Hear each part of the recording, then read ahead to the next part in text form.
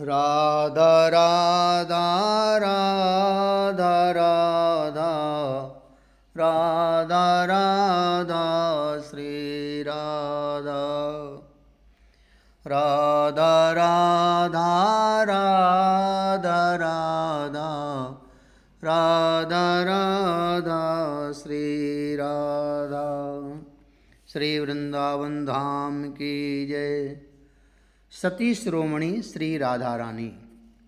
व्यभिचारी तो हम हैं बज्रनाभ, उल्टा तो हमें कहना चाहिए। स्वार्थ के चलते कभी शनि की पूजा करते हैं, कभी राहु की केतु की भी माला जपने बैठ जाते हैं।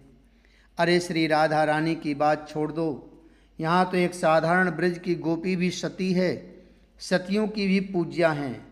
यहाँ की ब्रज गोपियाँ हम तो भटकते हैं, कभी इस देवता के पास कभी उस देवता के पास।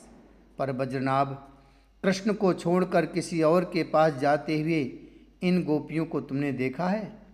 एक निष्ठ को ही तो सती कहते हैं ना।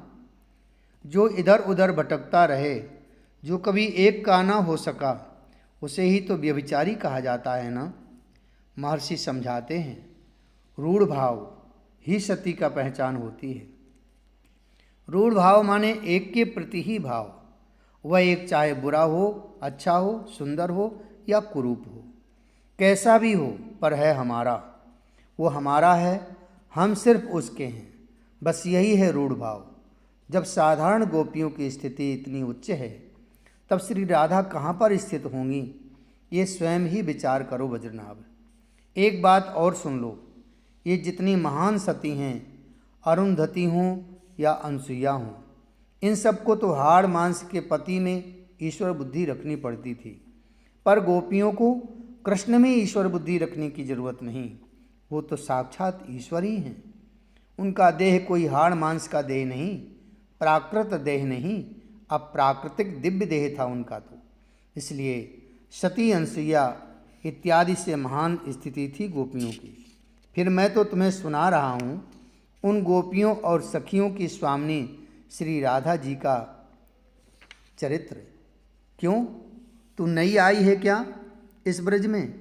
वही जटिला खूसट बुढ़िया जो अपने को और अपनी बहू को ही ब्रज की एकमात्र सती सावित्री समझती थी, वही एक नई बहू को समझाती हुई चल रही थी। राधा का संग ना करना और यमुना में जाओ ना तो सांवरे रंग के उस लड़के को तो देखना ही मत। और हाँ, राधा बिगड़ गई है, उसका संग मत करना, उसकी सखियों का संग भी मत करना, सब बिगड़ी हुई हैं। मुझे देख, मैं अकेली ही इस ब्रजमंडल की सती हूँ। मैं आग में चल सकती हूँ। अरे इतना ही नहीं, मरे को जिंदा किया है मैंने। ये सब सतीत्व के प्रभाव से होता है। खूब पका दिया था उस बेचारी नई बहू को इस जटिला ने, और ऊपर से कान भी भर दिए थे श्री राधा को लेकर। बात फैल रही थी, पर अपनी प्रिया को इस तरह बदनाम कैसे होने दे सकते थे कन्हैया? लाला लाला, कन्हैया उठ ना, क्या हुआ तुझे? पता नहीं क्या हो गया आज कन्हैया को। घर में जैसे ही आए, बस आते ही मूर्छित हो गए। मैया घबरा गई, ब्रजपति नंद घबरा गए। ये क्या हुआ?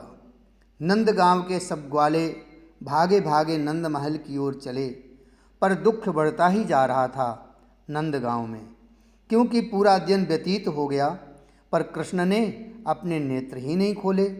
वैद्य बुलाए गए, बड़े बड़े वैद्य आए, पर कोई लाभ नहीं। 2 दिन व्यतीत हो गए कृष्ण को। ये क्या हुआ? रो रो कर ब्रजरानी का बुरा हाल। कुछ भी करो, कैसे भी करो, पर मेरे लाला को ठीक करो। हाथ पकड़कर झंझोरती ब्रजरानी। नंद के ब्रजपति भी तो सब कुछ कर रहे थे, कर लिया था और कर ही रहे थे। और यहाँ तक कि मथुरा से वसुदेव जी ने भी वैद्य भिजवाए थे, पर कुछ लाभ नहीं हुआ। मैया मैया, कोई बाबा जी आया है, देख तो।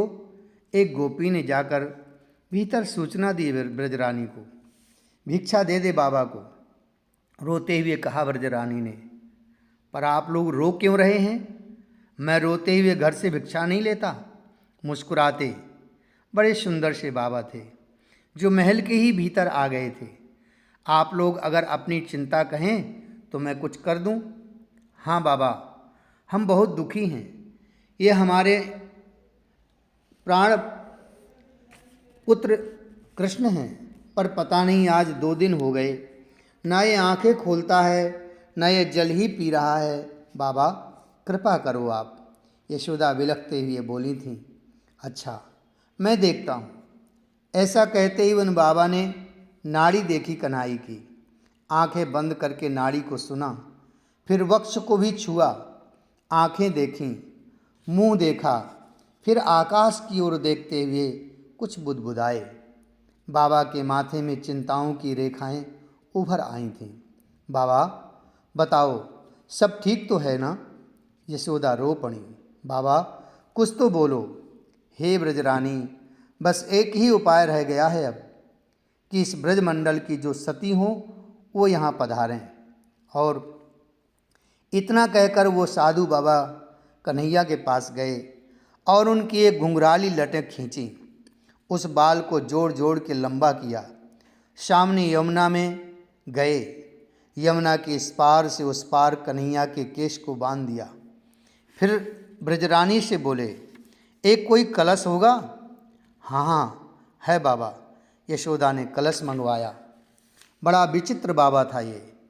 एक स्वर्ण की कील निकाली और उस घड़े में छिद्र कर दिए। फिर लंबी सांस ली। ब्रजरानी अब तैयार हो गया। इस कलश को उठाकर इस केश के पतले तार पर चलना है, मध्य में यमुना जल भरते हुए मेरे पास तक कलश को ले आना है। पर यह कार्य कोई महान सती ही कर सकती है, पूर्ण सतीत्व होना चाहिए उसमें, पतिव्रता। बाबा मुस्कुराए। पिटवा दिया ढिंढोरा पूरे ब्रजमंडल में ब्रजपति नंद जी ने कि ब्रज की आदरणीय सतियों को निमंत्रण है, वे पधारें और मेरे पुत्र को जीवन दान दें। बड़ी विनम्र प्रार्थना थी मुखिया जी की। आई सतियाँ, बड़ी बड़ी पतिव्रताएँ, पर उस पतले से केश के बाल में पैर रखकर छिद्र वाले कलश में जल भरना, अधिकतर सब डर गईं। किसी ने तो प्रयास ही नहीं किया, किसी ने किया भी तो वो असफल रहीं। ये सब देखकर ब्रजरानी यशोदा से रहा नहीं गया। किसी से ये कार्य नहीं हो रहा है, कलसा लेकर स्वयं ही चल पड़ी यशोदा। मैं भी सती हूँ, मैं लाऊंगी जल, आवेश में आ गई थी। पर आपके लाने से नहीं होगा, उन बाबा ने साफ मना कर दिया। क्या मैं सती नहीं हूँ? यशोदा को आवेश था। नहीं माँ, आप परम सती हैं, इसमें किसी को संदेह नहीं है, पर आप इनकी माता हैं, इसलिए आपके द्वारा लाया गया जल आपके पुत्र के लिए उपचारक सिद्ध नहीं होगा। ओह, फिर विलाप करने लगी यशोदा। हमारे बरसाने में एक बड़ी सिद्ध माता है। बरसाने की एक स्त्री वहीं थी, वो सब देख रही थी। तो उसने कहा दिया, जटिला नाम है उनका, वो बड़ी सती हैं, सिद्ध सती। और इतना ही नहीं, उनकी पुत्र वधू भी परम सती है। ब्रजपति ने बात पहुंचाई बरसाने। बरसाने में बात जैसे ही पहुंची, वहाँ तो हल्ला हो गया। जटिला बुढ़िया के पास सूचना गई, वो बड़ी खुश, ब्रजपति के यहाँ सतियों का बड़ा सम्मान हो रहा है, आपको भी बुलाया गया है और आपकी बहू को भी। तुनक कर बोली जटिला, ब्रजपति के यहाँ क्या, सतियों का सम्मान तो बड़े बड़े देवता भी करते हैं। अरे तुमको क्या पता, तीनों देवताओं को अपनी गोद में खिलाया था महासती ने। तुम क्या जानो सतियों की महिमा को। अच्छा चलो, अब दावत है तुम्हारी नंदगांव, अपनी बहू को भी ले लो। बरसाने की अन्य महिलाओं ने कहा जटिला से। जटिला अपनी बहू को साथ में लेकर चल पड़ी थी नंदगांव। ललिता सखी ने देख लिया, क्या कारण है वहाँ नंदगांव में कि इस जटिला को बुलाया गया है, चलूँ देखूँ मैं। इतना कहकर चल पड़ी ललिता सखी भी पीछे पीछे जटिला के। हजारों लोग खड़े हैं यमुना के किनारे। जटिला गई वहाँ, उसकी बहू भी साथ में थी। जटिला को बाबा ने समझाया, कन्हैया बीमार हैं, इसका इलाज यही है कि कोई सती स्त्री अगर इस छिद्र वाले कलश में केस पर पैर रखकर यमुना से जल भर लाए तो कन्हैया ठीक हो जाएगा। बस इतनी सी बात, इस कार्य के लिए तो मेरी बहू ही बहुत है, अहंकार में बोली जटिला। बहू ने डरते हुए पूछा, सासू माँ कुछ होगा तो नहीं? पगली डरती है, हम चाहें तो काल की गति को रोक दें। जटिला ये बात सबको सुनाने के लिए जोर से बोली थी। सबने तालियां बजाईं, उन बाबा ने भी बजाई। बहू गई पहले, पर ये क्या, पैर रखते ही उस केस टूट गया और धड़ाम से यमुना जी में गिरी वो जटिला की बहू। सब हंसी, बाबा भी हंसे, पर जटिला झेप गई। राधा का संग करती है क्या? जटिला ने अपनी बहू से कहा। नहीं सासू माँ, देख, असती के संग से सतियाँ भी गिर जाती हैं, समझी? हाँ समझ गई सासू माँ। सिर झुकाकर खड़ी रही बहू।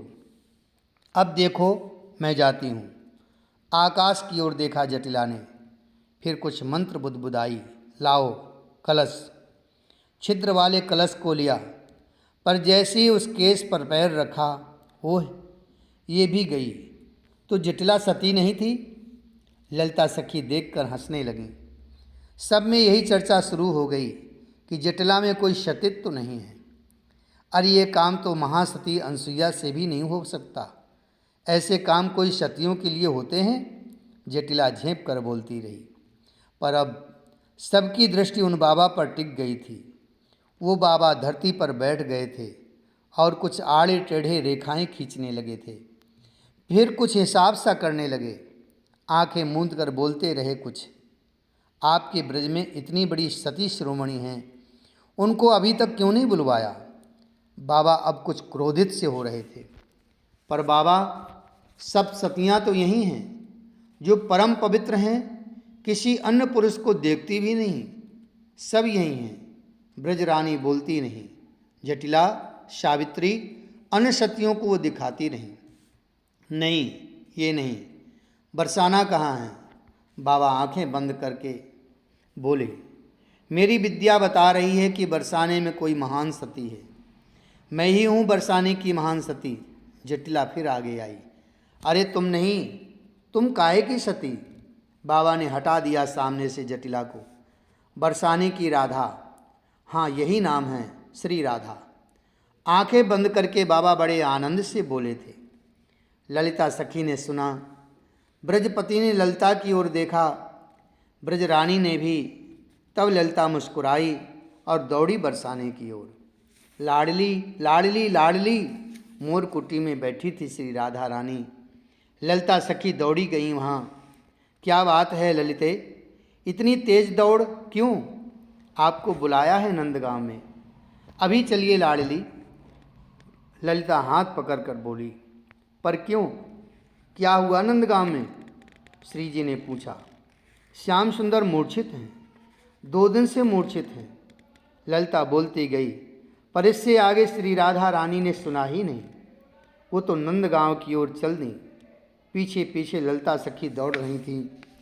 क्या हुआ इनको? क्या हुआ मैया? सीधे कन्हैया के पास ही गई श्री राधा रानी।